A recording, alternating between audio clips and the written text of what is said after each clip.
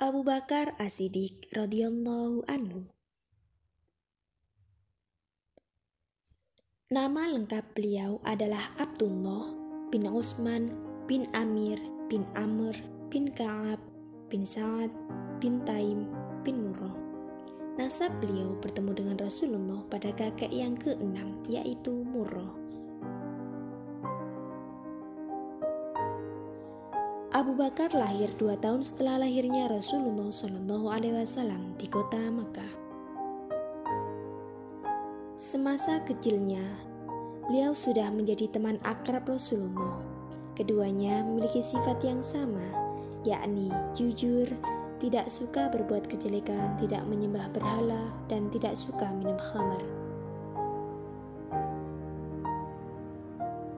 Bahkan pekerjaannya pun juga sama. Abu Bakar adalah seorang pedagang. Beliau adalah seorang pedagang yang semua kekayaannya digunakan untuk kepentingan dakwah Islam. Pada saat masuk Islam, Abu Bakar sudah memiliki 40.000 dirham. Semua disumbangkannya untuk dakwah Islam dan membebaskan budak-budak Muslim. Rasulullah SAW paling banyak menggunakan harta Abu Bakar As-Siddiq. Beliau bersabda, "Tidak ada harta yang memberikan manfaat bagiku selain hartanya Abu Bakar." Suatu hari, Rasulullah SAW menganjurkan para sahabatnya untuk bersedekah. Saat itu, Umar bin Khattab sedang memiliki harta, maka Umar pun segera pulang sembari berkata, "Walaupun hari ini saja, aku akan mendahului kebaikan Abu Bakar." Umar pulang, mengambil separuh hartanya, lalu menemui Rasulullah SAW. Sesampainya di hadapan beliau, Umar ditanya, "Berapa yang kamu tinggalkan untuk keluargamu?" "Sebesar yang aku infakkan ya Rasulullah." Lalu datanglah Abu Bakar dengan membawa hartanya. Rasulullah SAW bertanya kepada Abu Bakar, "Apa yang kamu tinggalkan untuk keluargamu Abu Bakar?" "Aku tinggalkan Allah dan Rasulnya." Mendengar ucapan Abu Bakar, Umar pun berkata, "Sungguh aku tak akan bisa mendahului kebaikan Abu Bakar untuk selamanya." Abu Bakar adalah sosok sahabat yang paling banyak berdoa. Hatinya lembut dan pengasih, sangat pemalu dan penyayang. Beliau adalah sahabat yang sangat waro dan zuhud. Dari sanalah Ahlussunnah bersepakat bahwasannya Abu Bakar merupakan manusia terbaik setelah Rasulullah SAW. Dari sekian banyak sahabat, dirinya lah yang ditunjuk Rasulullah untuk menjadi imam sholat menggantikan beliau yang sedang sakit.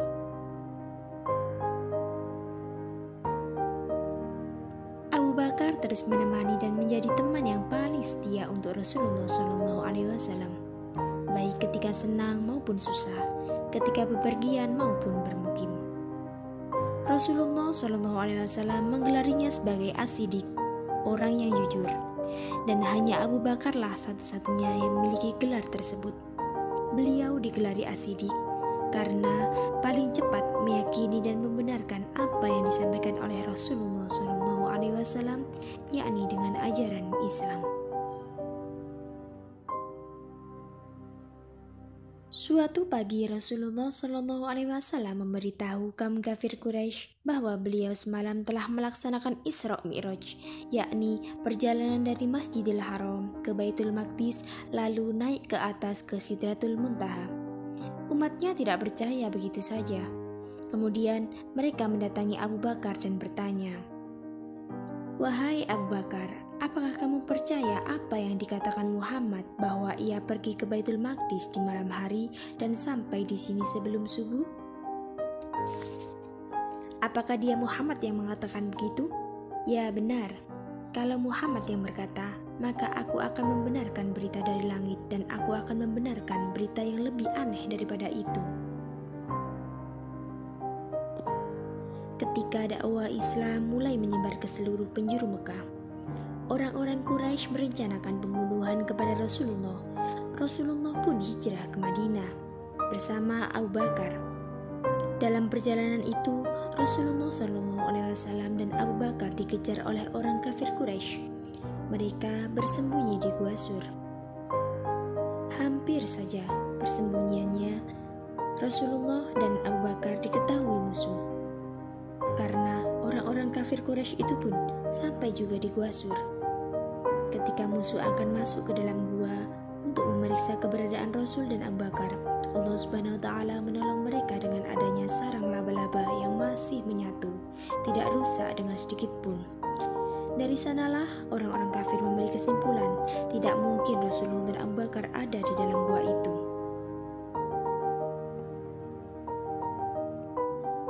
Pada tahun ke-11 Hijriah, Rasulullah SAW wafat. Melalui musyawarah yang panjang, akhirnya para sahabat sepakat membaiat Abu Bakar sebagai Khalifatur Rasulillah. Setelah beliau diangkat menjadi khalifah, beliau menyampaikan pidato singkat yang penuh dengan makna di Masjid Nabawi. Beliau memuji Allah dan berkata, "Wahai sekalian manusia, sesungguhnya aku telah diangkat menjadi pemimpin kalian. Padahal aku bukan orang terbaik di antara kalian. Jika aku berbuat baik, maka bantulah aku. Jika aku berbuat keliru, maka luruskanlah aku. Kejujuran itu adalah amanah dan kedustaan itu adalah khianat. Orang-orang lemah di antara kalian adalah kekuatan bagiku. Semoga aku bisa menunaikan haknya, insya Allah. Orang-orang yang kuat di antara kalian adalah lemah sampai aku ambil kewajibannya secara benar, insya Allah. Tidaklah suatu kaum meninggalkan jihad fisabilillah kecuali Allah pasti akan menghinakan mereka. Dan tidak suatu kaum melakukan perbuatan keji dan maksiat kecuali pasti Allah akan menurunkan azabnya. Taatilah aku selama aku mentaati Allah dan Rasulnya. Dan jika aku bermaksiat kepada Allah, tidak boleh kalian mentaati aku." Pada masa pemerintah Abu Bakar, kaum muslimin diuji dengan banyaknya orang-orang murtad yang enggan membayar zakat dan banyaknya kemunculan nabi-nabi palsu. Abu Bakar pun mengambil langkah tegas untuk mengatasi permasalahan tersebut. Di antaranya dengan memberangkatkan pasukan Usama bin Zaid untuk memerangi kabilah Udha'ah Bisyam yang murtad. Dengan izin Allah, pasukan ini mendapatkan kemenangan. Selain itu, pada masa pemerintahannya lah Al-Quran mulai dikumpulkan dan disatukan atas usulan Umar bin Khattab radhiyallahu anhu. Karena banyak sahabat khawatir akan hilangnya hafalan mereka, tugas ini diserahkan kepada Zaid bin Sabit radhiyallahu anhu.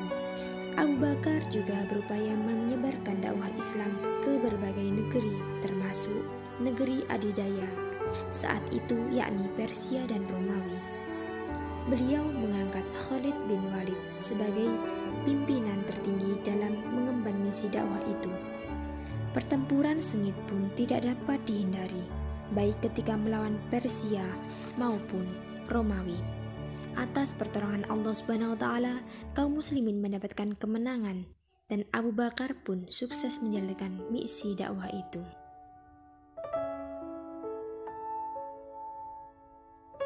Suatu hari pada tahun 13 Hijriah, Abu Bakar As-Siddiq radhiyallahu anhu mandi di musim dingin, sehingga beliau diserang demam selama 15 hari. Karena itu, beliau tidak bisa mengimami sholat. Beliau pun meminta Umar bin Khattab radhiyallahu anhu menggantikannya menjadi imam sholat di Masjid Nabawi. Abu Bakar radhiyallahu anhu wafat pada hari Senin pada tanggal 22 Jumadil Akhir tahun ke-13 Hijriah. Beliau menjadi khalifah selama 2 tahun, 3 bulan, 10 malam.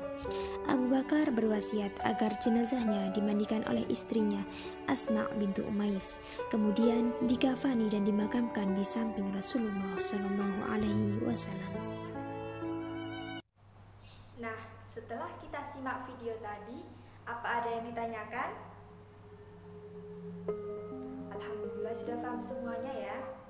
Nah, di belakang buku ini ada media KIS, kotak isi soal SKI.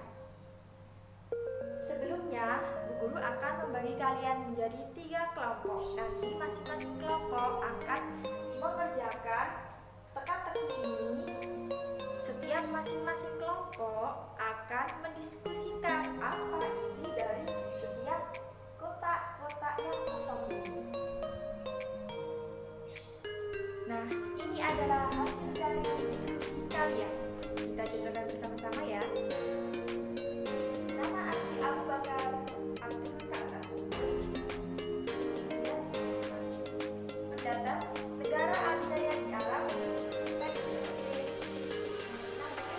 bisa memiliki Abu Bakar? Kenapa? Berapa lama Abu Bakar menjadi khalifah? 2 tahun.